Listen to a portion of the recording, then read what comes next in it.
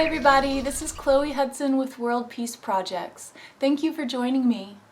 So thank you for being patient. Last week my father passed away and I have not been emotionally available to you all to come forth and make a video as timely as usual.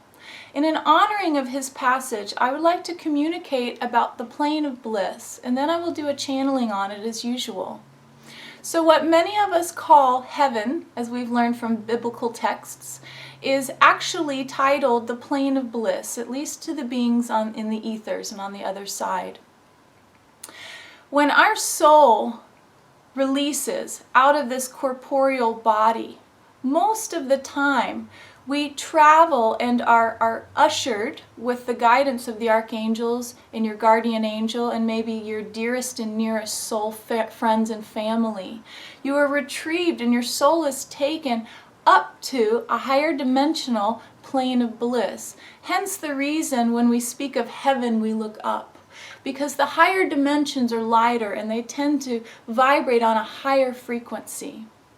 So the plane of bliss is kind of like triage in a way. It is not as scary and acutely emergency energy like the emergency room would be, but many souls, when they release from this body, they're completely disoriented, confused, and even scared, especially if you were a human in this life that maybe did not believe in the afterlife. Maybe you're an atheist and you have no understandings or beliefs in anything outside of your corporeal body. So when that happens, or maybe you're a human that had a strong belief system in heaven and hell, and because of that, a part of you has deep, strong feelings and pulls towards guilt and fear that maybe you will go to hell because maybe you did bad things in your life or what you perceive to be bad things. So these souls, if they're not so devoutly believing in their hell, because you may manifest that experience in the afterlife as well. These souls are taken to the plane of bliss and they're decompressed.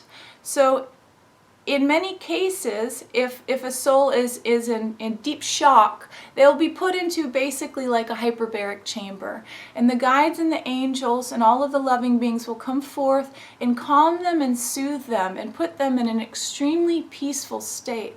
And then cocoon them, swaddle them, and put them into a beautiful crystalline hyperbaric chamber. Depending on the level of soul trauma and shock from the experience of passing from our corporeal physical world into the plane of bliss, they may be there for a handful of hours, they may be there for a handful of days. And once they are ready and a bit more whole, they emerge out of that hyperbaric chamber, and then they are lovingly taken to first communicate and connect with any of their soul family, maybe members of their family or friends in this life, their pets that have passed on. If it's within the divine will of all in that situation, they will be there to love them, to greet them, to say hello, and to celebrate their new birth, their remembering of their truth as a soul being. Then they are taken to a place where their guides and their guardian angels basically give them a download and help them come back into an understanding of what all is happening, what their truth is, how grand they are of a soul, what has happened in their physical life. They usually go through a view of their life, and this is not a condemnation. This is not a time where they say, you did this in your life. Have you learned your lesson? It's just a review of what happened, and they get to have more of an understanding why things happened in their life the way they did from a soul perspective. If they're ready, they get to review their soul contracts and the agreements they have made and understand what level they are on as a student through ascension as a soul, and they kind of go to class. Some of them may immediately reestablish into their soul essence, and they may travel to their starseed nations or go find their homes or whatever it is. But the plane of bliss is a place to travel to decompress, to find your bearings as a soul. And then when you're ready, You can decide what is a soul you would like to experience. Maybe you would like to stay on the plane of bliss and learn how to reconnect with your loved ones here in the physical realm. So many of us who have had people pass on have possibly felt that in the first year after their passing, the connections can be much more potent than later in our timeline after they've passed, because there's a bit of a window of about a year in human time after somebody has passed that they can stay so close to this frequency, this physical energetic dimension, that they can reach out much more thoroughly. After about a year, it's time for them to move on. So many of you, if you've had dreams of your friends and family, if they've reached out to you through somebody else, given you symbols, maybe they've come to you and you've seen them appear before you energetically, whatever it is, it usually happens within the first year. It doesn't mean it won't happen after that, though they have the more tangible ability to reach you in that first year after passing. For those souls who have crossed over and believed so devoutly in hell, in pain, in distraught, maybe, here's an example, let's say you were raised as a devout Catholic, and in that upbringing, it was ingrained in you that if you committed suicide, you go to hell.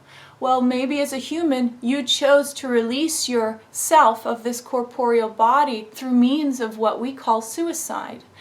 So if you did that and you're so shrouded in your belief system that once you do that you will go to hell, it is quite possible that you release this physical body and you manifest an energetic dimension, a space that seems as if it is your hell. But the interesting thing about this is once you release the physical body, you release the illusion and the illusion of time.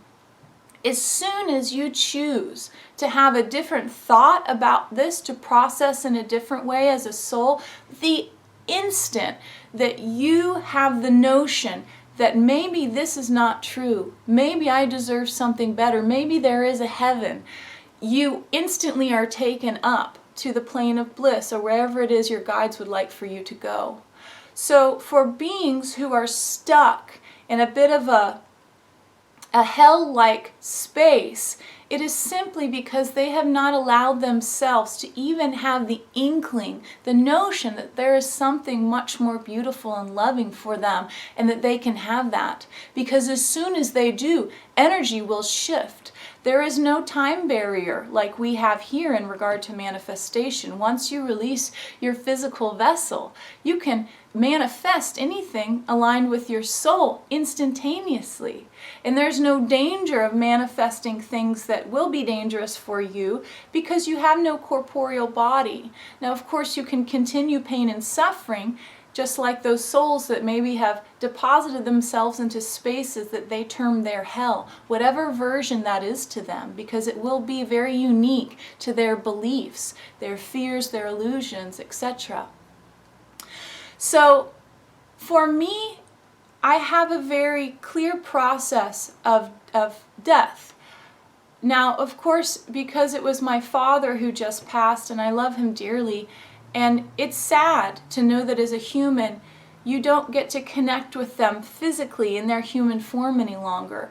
So there's in my view of it, there's a bit of a selfish mourning that happens because my mourning is about me. It's not about him. He's released. He's free. He's like a bird now. He's let go of his physical body and he had ailments and aches and he wasn't the healthiest human. And because of his passage, I know that he's lighter now and he's in such a beautiful place that I'm very happy for him. And at the same time, I have my emotions of grief and letting go.